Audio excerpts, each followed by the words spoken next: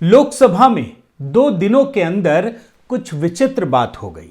PM Modi और राहुल गांधी से जुड़ी हुई बात बता रहा हूं। 2 दिन के अंदर कुछ ऐसा हो गया जो आपके लिए जानना बहुत जरूरी है। पहले राहुल गांधी ने लोकसभा के अंदर खूब बोला, जबरदस्त भाषण दिया, 40 मिनट 23 सेकंड तक बोलते रहे और सिर्फ पीएम मोदी पर आरोप लगाते रहे और केवल अडानी का जाप किया।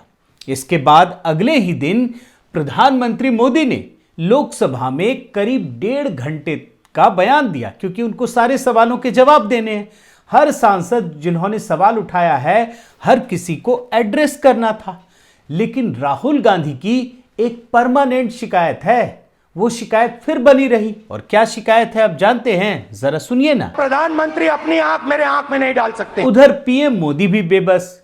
अब अपना किस्सा हो तो उसको तो ठीक कर लें, बदल लें, लेकिन दूसरे के घर का किस्सा कैसे ठीक करें? तो उनकी भी एक शिकायत थी, और वो शिकायत क्या है ये भी आप सुन लीजिए। मैं 30-40 मिनट से बोल रहा था, लेकिन करंट पहुंचते पहुंचते इतनी देर लगी।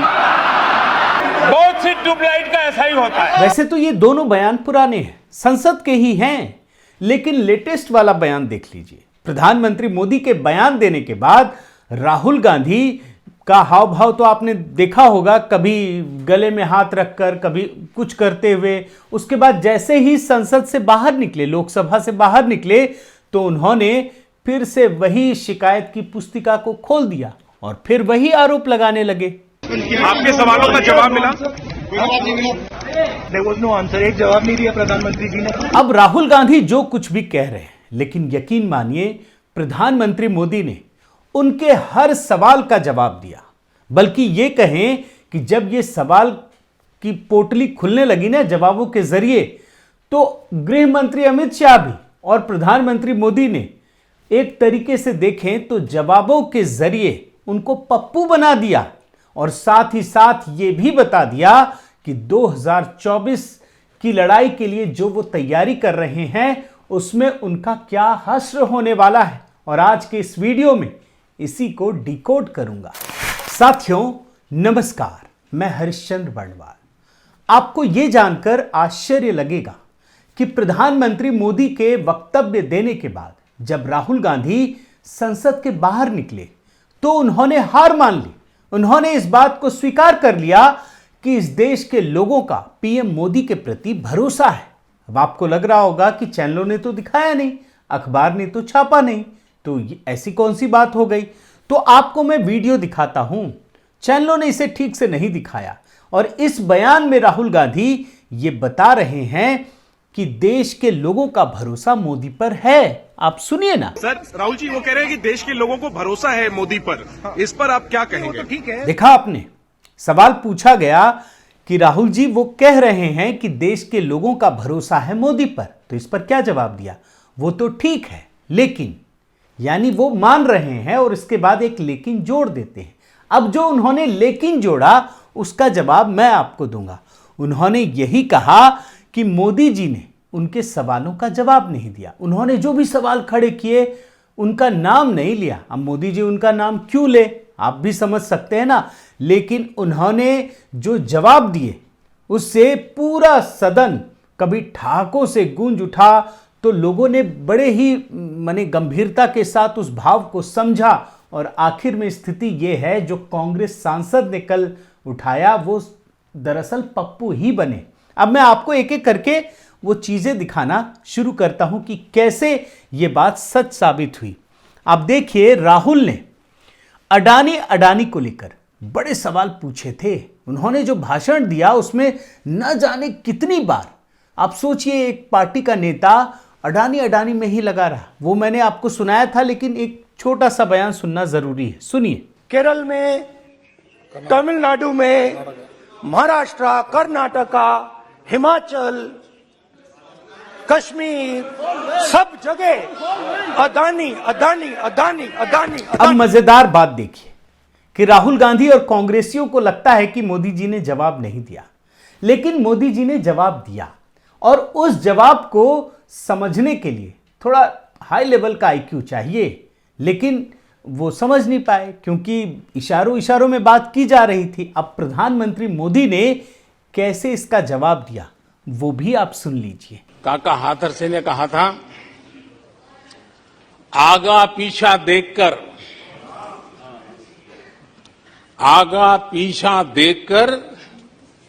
क्यों होते गमगीन, जैसी जिसकी भावना वैसा दिखे सीन। देख रहे हैं ना प्रधानमंत्री मोदी ने क्या कहा कि जैसी जिसकी भावना वैसा दिखे सीन। तो यही तो स्थिति है ना, और वो सीन दिखा दिया उन्होंने। इसके बाद अब दूसरे आरोप पर आइए। राहुल गांधी का दूसरा आरोप भारत की अर्थव्यवस्था को लेकर था।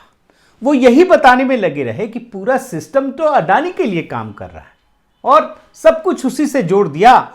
लेकिन प्रधानमंत्री मोदी ने इसका जवाब देते हुए ऐसी बात कह दी जो शायद कांग्रेसियों को भी नहीं पता होगा। आप सुनिए ना, बड़ा इंटरेस्टिंग जवाब है और हर किसी को सुनना चाहिए। सुनिए। भारत की बर्बादी पर हार्वर्ड में केस स्टडी होगी, ऐसा कहा था।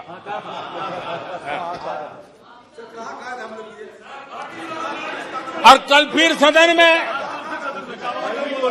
हार्वर्ड यूनिवर्सिटी में स्टडी की बात कल फिर हुई। बीते वर्षों में हार्वर्ड में एक बहुत बढ़िया स्टडी हुई है और ये स्टडी हो चुकी है। स्टडी है the rise and decline of India Congress party. अब प्रधानमंत्री मोदी ने कहा है तो जरूरी है कि ये सामग्री भी आपको दिखाई जाए, राहुल गांधी को बताई जाए कि भैया उन्होंने कहा वो है क्या एक्चुअल में। तो दरअसल राहुल गांधी ने भारत की अर्थव्यवस्था को लेकर के कोरोना काल में ये कहा था कि हार्वर्ड में तो केस स्टडी होनी चाहिए, मतलब होगी इस फेल्योर पर। और वो दरअसल भारत की अर्थव्यवस्था का मजाक उड़ा रहे थे। आप रिपोर्ट देखिए, मैंने आपके लिए निकाला है जो प्रधानमंत्री मोदी ने कहा।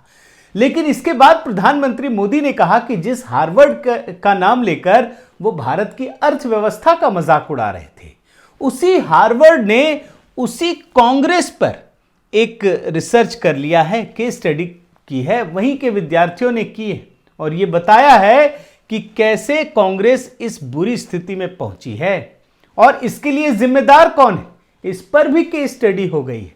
तो क्या ये राहुल गांधी को जवाब समझ में नहीं आया? अब राहुल गांधी का तीसरा आरोप एजेंसियों को लेकर था। उन्होंने लोकसभा के अंदर, सदन के भीतर एजेंसियों का नाम लिया, ईडी का नाम लिया और बताया कि किस तरीके से सरकार इन एजेंसियों का दुरुपयोग करती है। आप एक छोटा सा हिस्सा सुन लीजिए। एजेंसीज को सीबीआई, ईडी का प्रयोग कर जीवीके पर दबाव डालकर हिंदुस्तान की सरकार ने। अब प्रधानमंत्री मोदी ने इसका भी जवाब दिया। अब उनको समझ में नहीं आया तो यह अलग बात है। उन्होंने इस तरीके से घुमाकर बातों को कहा कि सब के सब तिल मिला कर रह गए और सिर्फ कांग्रेस ही नहीं, तमाम विपक्षियों को उन्होंने ईडी के बारे में बताया कि आप क्या कर रहे हैं। हम देखिए, भ्रष्टाचार की जांच करने वाली एजेंसियों के बारे में बहुत कुछ कहा गया और मैंने देखा कि बहुत सारे विपक्ष के लोग इस विषय में सूर मिला रहे थे। लेकिन इन लोगों ने ईडी का धन्यवाद करना चाहिए कि ईडी के कारण ये लोग एक मंच पे आए। देख रहे हैं ना, ईडी को लेकर कहा है कि ईडी ने सारी विपक्षी पार्टियों को एक कर दिया है और ये चेतावनी भी है आने वाले समय के लिए कि सतर्क हो जाइए, ईडी तो कार्रवाई करेगी, चुपचाप नहीं बैठेगी। प्रधानमंत्री मोदी ने यह भी जाहिर कर दिया है कि हम ईडी के साथ खड़े हैं, वो निष्पक्ष तरीके से अपना काम करे। इसके बाद आप चौथे मुद्दे पर आइए। चौथा मुद्दा जो बड़ा मुद्दा है वो श्रीनगर में या कश्मीर में तिरंगा फहराने को लेकर था, कश्मीर की व्यवस्था को लेकर था। और मैंने तो आपको दिखाया है कि राहुल गांधी ने 29 जनवरी को लाल चौक पर तिरंगा फहराया। आपने वीडियो देखा ही, मैंने कई बार आपको दिखाया है, आप देख लीजिए इसका एक छोटा सा हिस्सा। और इसके बाद उन्होंने सीधे प्रधानमंत्री मोदी को चुनौती दे दी। यह कह दिया कि बीजेपी के लोग यात्रा करने क्यों नहीं जाते। आप सुनिए ना एक छोटा सा हिस्सा। बीजेपी के लोग यात्रा क्यों नहीं कर देते? जम्मू से लाल चौक। लेकिन प्रधानमंत्री मोदी ने एकदम से चंद शब्दों के साथ ही ढोकर रख दिया। बहुत समय के बाद प्रधानमंत्री मोदी इस तरह की भाषा में बोलते नजर आए, और जहां आतंकवाद की बात होती है, कश्मीर की बात होती है, तो आप प्रधानमंत्री मोदी की दृढ़ इच्छा शक्ति का कोई जवाब नहीं हो सकता, उसका कोई मुकाबला नहीं कर सकता। आप सुनिए क्या बोला उन्होंने। मैं भी जम्मू कश्मीर में यात्रा लेके गया था और लाल चौक में तिरंगा फहराने का संकल्प लेकर के चला था, और तब आतंकवादियों ने पोस्टर लगाए थे और कहा था कि देखते हैं किसने अपनी मां का दूध पिया है जो लाल चौक में आके तिरंगा फहराता है। पोस्टर लगे थे, और उस दिन 24 जनवरी थी, उस दिन मैंने कहा था आतंकवादी कान खोल करके सुन ले, 26 जनवरी को ठीक 11 बजे मैं लाल चौक पहुंचूंगा, बिना सिक्योरिटी आऊंगा, बुलेट प्रूफ जैकेट के बिना आऊंगा, और फैसला लाल चौक में होगा किसने अपनी मां का दूध पिया। अब प्रधानमंत्री मोदी ने जो कहा है वो तस्वीर भी देख लीजिए। जिन लोगों को कोई शक या संदेह हो वो समझ लीजिए। श्रीनगर में जब आतंक का दौर चल रहा था, आतंकियों की जो बोलते हैं ना कि तूती बोलती थी, आम आदमी तो छोड़ दीजिए, कोई बड़ा बाहर का आदमी तो जा ही नहीं सकता था, तब उन्होंने जाकर श्रीनगर के लाल चौक पर तिरंगा फहराया और खुलेआम बताया था कि हम जाएंगे और वहां पर तिरंगा फहराएंगे, जिसमें हिम्मत हो आकर मुझे रोक ले। अब एक बड़ा मुद्दा राहुल गांधी की हरकतों से जुड़ा है। वो जिस तरीके से नकारात्मक हरकत करते हुए प्रधानमंत्री मोदी को, मोदी सरकार को टारगेट करते हैं, निगेटिव चीजें पैदा करने की कोशिश करते हैं, उसका भी प्रधानमंत्री मोदी ने हल्के फुल्के अंदाज में जवाब दिया। अब उनको समझ में नहीं आया, ये अलग बात है। उन्होंने किस तरीके से उनकी पुराने हरकतों को याद करते हुए जवाब दिया, आप जरा सुनिए। हर एक के हाथ में मोबाइल पड़ा हुआ है, कुछ लोगों के जेब फटे हुए हो तो भी मोबाइल तो होता ही है। समझ गए ना, वो जिस प्रकार से फटी जेब दिखाते थे, तो उसी का उन्होंने पूरा एक कटाक्ष किया है। एक और मुद्दा जिसमें राहुल गांधी को करारा जवाब मिला। राहुल गांधी अक्सर अपनी इमेज की बात करते हैं कि सरकार मेरी इमेज खराब करने में लगी हुई है, लेकिन कहानी उल्टी है। दरअसल राहुल गांधी खुद ये कह चुके हैं कि वो प्रधानमंत्री मोदी की इमेज खराब कर देंगे। ये तो रिपोर्ट में भी आप देख सकते हैं, और उन्होंने खुद बयान भी दिया था। एक छोटा सा हिस्सा सुन लीजिए। His image is gone. He's dead. लेकिन अब उन्होंने तरीका बदल दिया है। अब वो ये आरोप लगाते हैं कि मेरी इमेज खराब करने की कोशिश की जा रही है, और उनकी इसी भावना को प्रकट करते हुए उनके जो एक सांसद हैं अधीर रंजन चौधरी, उन्होंने संसद के भीतर कहा, लेकिन एक्चुअल में उन्होंने सेल्फ गोल कर दिया। आप सुनिए उन्होंने क्या कहा। ये राहुल गांधी जी साबित कर दिया है कि आप जितना चाहो राहुल गांधी को पप्पू बनाने की, राहुल गांधी जी खुद आपको पप्पू बना दिया। लेकिन मजे की बात देखिए कि वहां पर गृह मंत्री भी मौजूद थे, अमित शाह जी। उन्होंने टोका और कहा कि आप ऐसे मत कहिए। अब देखिए कैसी स्थिति हो गई कि उनका सांसद पप्पू बोल रहा है और अमित शाह जी मना कर रहे हैं, ऐसे मत बोलिए। सुनिए ना, आपको पप्पू बना दिया, इसीलिए कहिए ना। गृह मंत्री जी, माननीय अध्यक्ष जी, ये माननीय सांसद को पप्पू नहीं कह सकते। माननीय सांसद है, इनको पप्पू नहीं कह सकते। लेकिन अच्छी बात जानते हैं क्या है, प्रधानमंत्री मोदी राहुल गांधी की मंशा को समझ गए और उन्होंने उसका भी जवाब दिया जो वो खुलकर कह नहीं पाए। उन्होंने राहुल गांधी को खुलकर एक बात समझाई, सुन लीजिए। मोदी पे भरोसा अखबार की सुर्खियों से पैदा नहीं हुआ है, जीवन खपा दिया है, पल पल खपा दी है। इतना ही नहीं, प्रधानमंत्री मोदी ने यह भी बताया कि लोगों का मोदी पर भरोसा किस प्रकार का है। आप पहली बार इस तरह की बातें की है प्रधानमंत्री मोदी ने, ये सुनिए आप। जो देशवासियों का मोदी पर भरोसा है ये इनकी समझ के दायरे से बाहर है और समझ के दायरे से भी काफी ऊपर है। संसद के भीतर प्रधानमंत्री मोदी ने एक एक योजना का नाम गिनाया और बताया कि इससे जब करोड़ों लोगों को, करोड़ों माताओं, बहनों, युवाओं, किसानों को फायदा हो रहा है तो वो क्या प्रधानमंत्री मोदी को गाली देंगे? लेकिन मोदी जी ये भी जानते हैं कि राहुल गांधी को समझाकर कोई फायदा नहीं है, तो उन्होंने इस पूरे के पूरे सवाल जवाब को और उनके व्यक्तित्व को समअप करते हुए एक शायरी सुनाई और इसी में सारी बात उन्होंने क्लियर कर दी। आप एक बार सुन लीजिए। तुम्हारे पांव के नीचे, तुम्हारे पांव के नीचे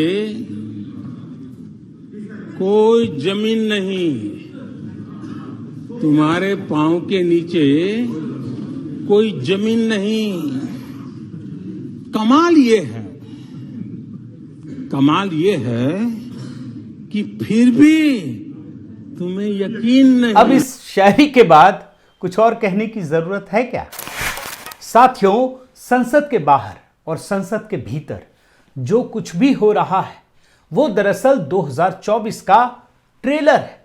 राहुल गांधी हैरान परेशान होकर प्रधानमंत्री मोदी के लिए, मोदी के खिलाफ बल्कि मुद्दे तलाश रहे हैं, लेकिन चूंकि उनके पास कोई विजन नहीं है, कोई मिशन नहीं, और इसीलिए विजन और मिशन के अभाव में वो उल्टी सीधी हरकतें कर रहे हैं।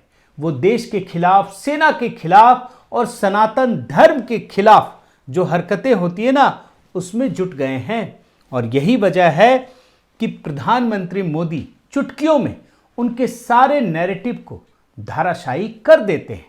बहुत बहुत धन्यवाद। आपसे निवेदन है साथियों कि आप मेरे इस चैनल को ज़रूर सब्सक्राइब कीजिए, लाइक कीजिए, शेयर कीजिए, कमेंट कीजिए और इस बेल आइकन को प्रेस करना मत भूलिएगा। नमस्कार।